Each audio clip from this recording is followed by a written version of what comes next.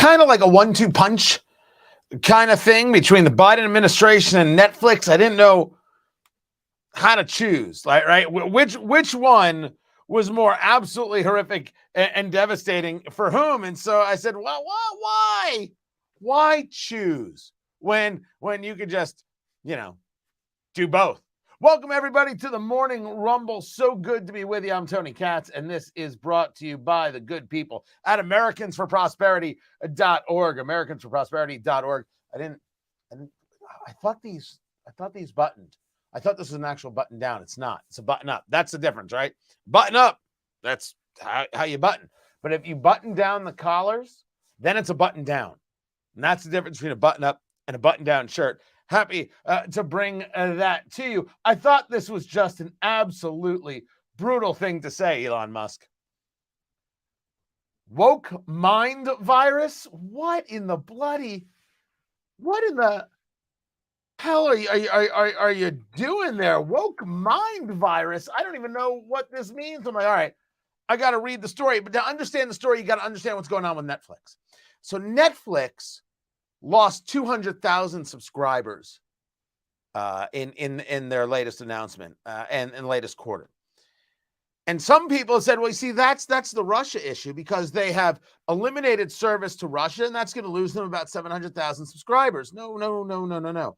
They were expected to increase by something like 2 million subscribers, and they still lost 200,000 subscribers. So even with the losing of the Russian customers, they expected to still go up, and that's what the markets would have tolerated. That's not what happened. No, that is not what happened. So they lost 25% of their value yesterday. Huge stuff. It isn't the Russia conversation. It's twofold in my view. It is, of course, the idea that people don't want to spend $15.99 on a streaming service. It's a tremendous amount of money to spend on a streaming service, and they don't want it.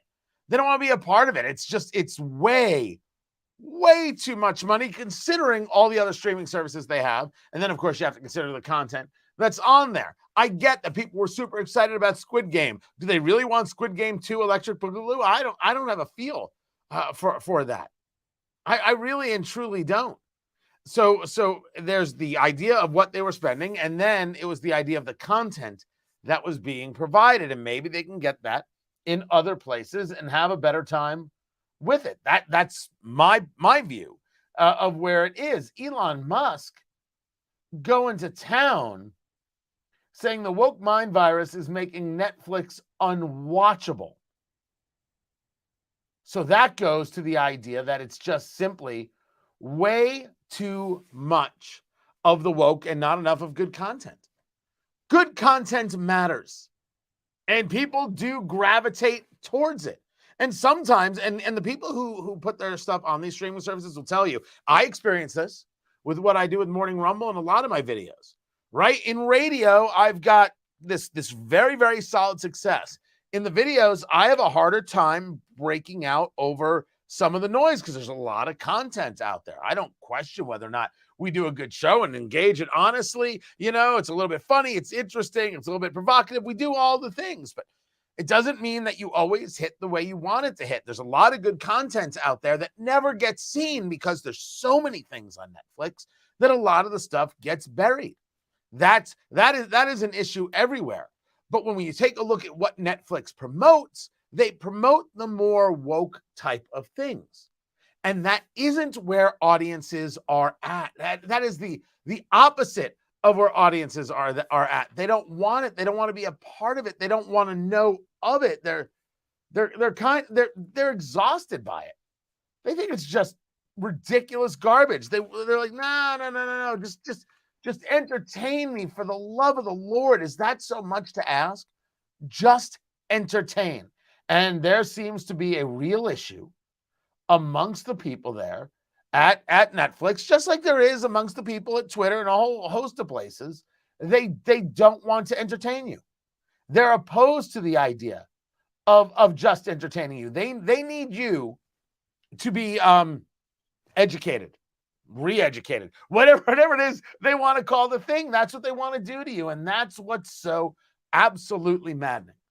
Just entertain. It's all you have to do. But there are too many options. So Netflix takes it directly on the chin. Live and learn, man. You want people to come to you first. Maybe $15.99 is just too much. And they are experimenting with the lower tier stuff, the lower tier costs. Maybe it's something ad supported or whatever the case may be. Maybe there's a threshold. You're going to have 3 services. You're going to be spending $60 a month on internet service. And the 3 services can't now equal out the cost of cable. It still has to be a discount to cable. Otherwise, you get cable. And I know if you get cable, you can't get the other things. I don't disagree. But how many things are you going to Netflix for? Disney Plus, for example, talk about going woke. They'll always have the advantage of putting out blockbusters. Netflix has put a ton of money into blockbusters, but Netflix does not yet own a brand within Netflix that's equivalent to Star Wars or Marvel. So Disney Plus will have more opportunities to ensure that money comes to them, and if not all the time, in bursts, than Netflix. Because the brands that they carry, I think, carry much more weight. Even Paramount, which has Yellowstone, which is, I think, the most popular show in America right now. That's all they have. And so they need to be able to create other things for it. And maybe people are buying it, subscribing to it just for that. But once they have finished that up and there's nothing else to see, they'll go. You got to have brands, and you got to be able to build brands on brands, which is why you have all the interwoven stories there regarding Marvel with what they've done with Loki and WandaVision and Falcon and Winter Soldier, Hawkeye. You have on the Star Wars side what they've done with Mandalorian and the other things to give you more of what it is you already enjoy. I don't know how you do that necessarily with Yellowstone, but I guess everything's possible.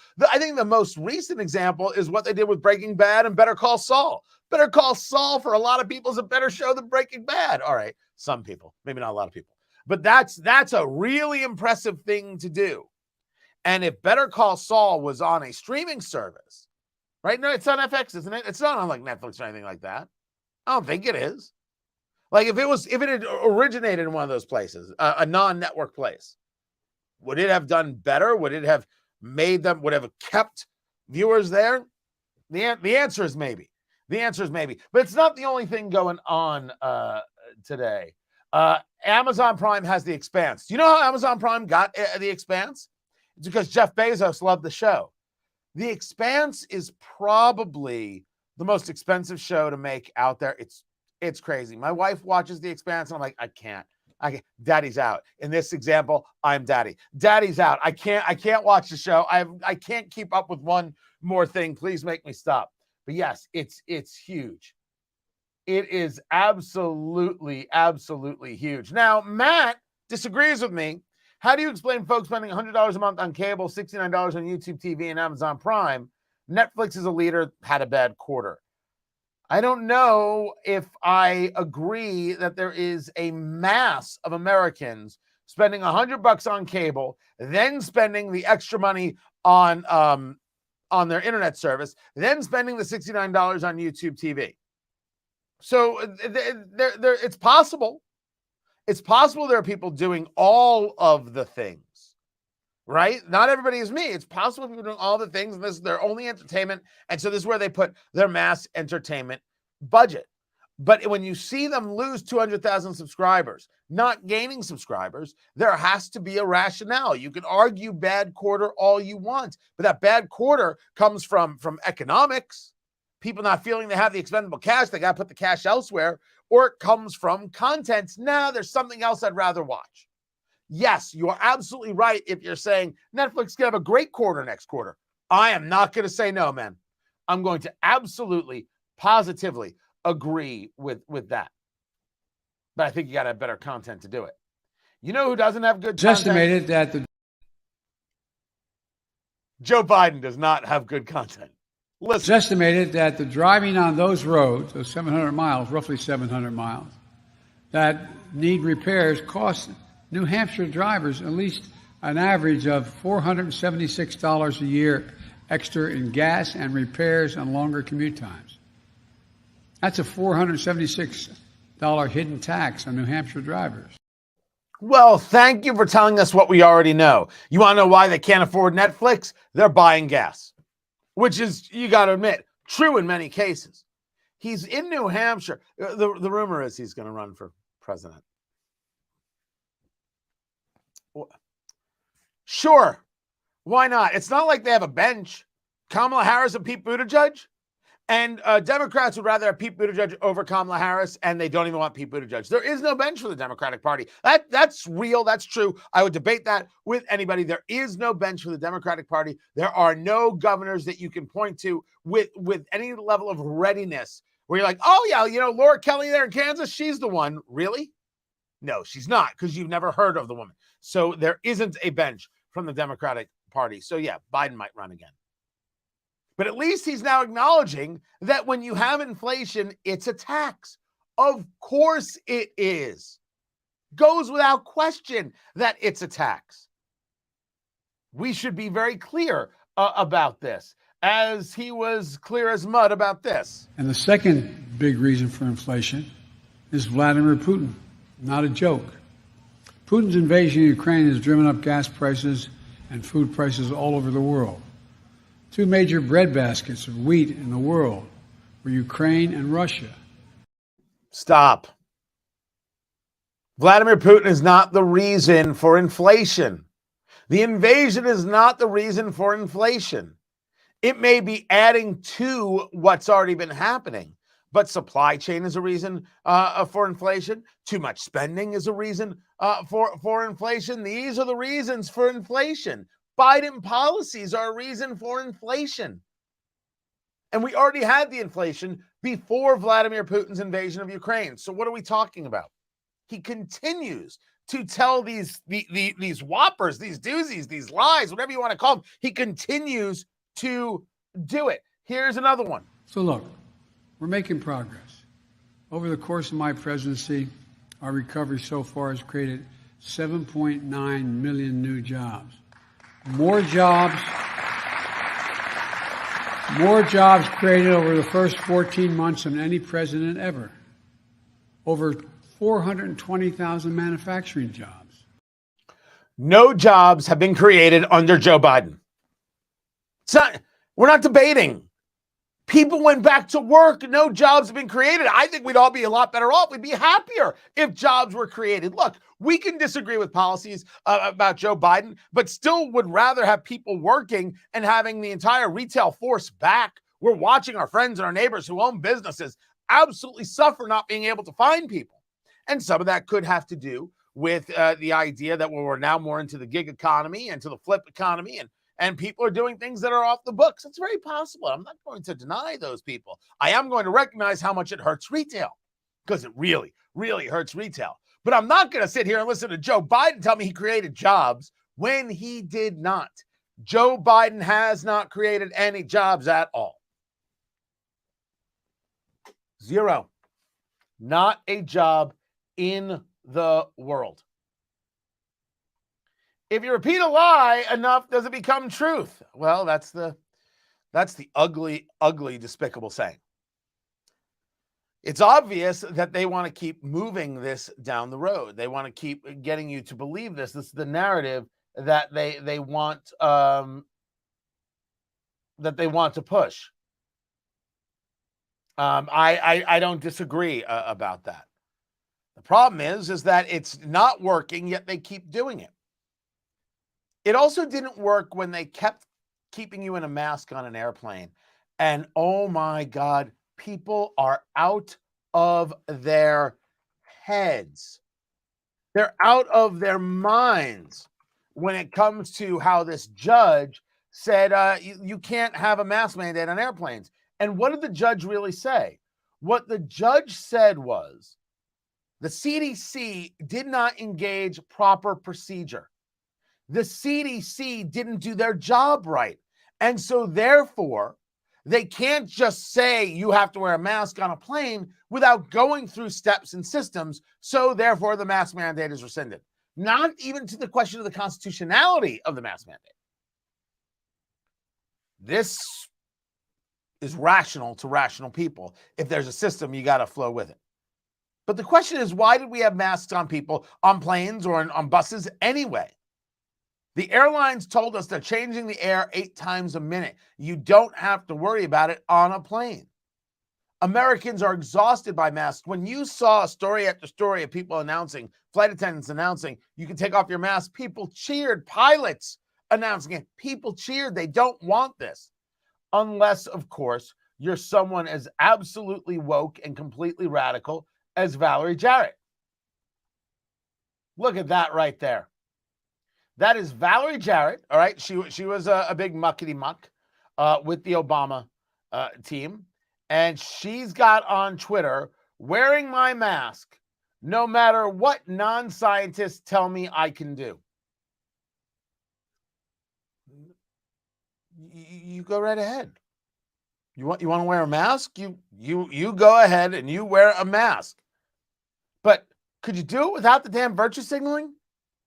Why did you have to take a picture of yourself with the mask on? Right? Why was any of this in any way necessary? You're in your car or in a cab, or you got a driver or something like that, and you're wearing a mask. You just wear your mask. All right. You'd be like, they're crazy. I'm going to keep wearing a mask. And okay. But no, you had to lecture to us about it. And these people can't tell me not to. I don't think you should tell somebody not to wear a mask. If they want to wear one, man, let them. What do you care? Stop caring so much about other people. Stop caring. Let them live their lives. Leave them the hell alone. That's all it takes. Just leave them alone. They want to do something that you think is crazy? Let them. I got people who do that all the time. You see it everywhere. Let them do it. I know people who order well-done steaks. I don't get it. But it's their steak, and if they want to order it well done, I say let them. Admittedly, I die a little inside. But man, they've got health reasons, historical reasons, cultural reasons, personal preference. Go to it. Go live your life. just don't make me do it, which is where we all should be at. Just don't make me do it. Don't force me to do it. These people are upset that they can't engage in force. And the Biden administration looks awful in all this. And the people who explained it best, I swear to you, couldn't believe it. The people who explained it best were MSNBC. You can see here where they're trying to walk this line of there are Democrats that I've spoken to who said, look, the president looks weak here. He could have come out and owned this moment, this transition in the country where people are taking off their masks on transportation. He didn't do that. Instead, he's being led by the courts. And then the other side of that is other Democrats say, well, if he did come out and own that, there's polling that shows Democrats like these mask mandates, as at least some of them do, and they are more inclined to mask up. And so he risks offending those people in his own party. And so what you're seeing is then this just sort of allowing the courts to make this decision, even though you heard White House Press Secretary Jen Psaki just say moments ago that public health decisions should not be made by the courts. What the concern is that some Democrats have is that this just looks like a lack of leadership on really critical issues. Right. It's an absolute lack of leadership. How well done, how confused they look, how bad they look to other Democrats, how it was clear that they only favored masks because it was about virtue signaling, just like you saw from Valerie Jarrett, that they wanted to show that they cared. It was their way of doing it. It was their new age salute, I tell you. That's the reality. That's what we saw. That's what we are seeing. And people noticed. And that's why they cheered on planes. And that shows you how out of touch the Progressive Party is and Joe Biden is from where Americans are at. They are in a completely different place. Over there on Rumble. And that's where you should be. Rumble.com/Tony Katz and subscribe. We've got Ham Sensei. What's up? Never understood the uproar over being told you didn't have to wear a mask. Just wear it if it means that much to you. That's the answer. That is the only answer. Typing that in, boom, there it is. You want to wear one, knock yourself out. But the administration looks the fool. They look ridiculous. They look ignorant. And they look feckless. And you'll note that no matter what we discuss regarding mandates, whether it's vaccine mandates or mask mandates, with very, very slight exceptions, the Biden administration has been beat every time. Every single time they have been beat. It's got to suck losing that much. Maybe they shouldn't be losers. Just one man's theory. Guys, thrilled that you're here for the Morning Rumble, brought to you by Americans for Prosperity. Greatly appreciate them and what they do, allowing us to do this show. I got a bunch of things coming down the line about cigars, because there's a whole thing about cigars and taxation and the FDA, and I'm going to be doing a whole kind of, we're going to be doing some talks about it. I might end up doing a series about it. It's very, very cool stuff. And also, don't forget locals.com, TonyKatz.locals.com. You can get the morning show sheet there. Everything I'm talking about on radio is there. We open up the chat room there. I may live stream the radio show today. So I'll have that chat room open. I may have the live stream on Rumble. I don't know. Maybe I'll do it to Locals. Maybe I'll do it to Rumble and Locals. Maybe I'll just do it. I don't know. But TonyKatz.locals.com. You can subscribe. Content there you can't get anywhere else. We literally don't allow it anywhere else. In some new interview series we're working on desperately. So go check that out. TonyKatz.locals.com. My thanks to AmericansForProsperity.org. My thanks to you. Don't forget to go to Rumble.com, Rumble.com/TonyKatz, and subscribe. Do that immediately, and we'll catch you tomorrow, guys. Take care.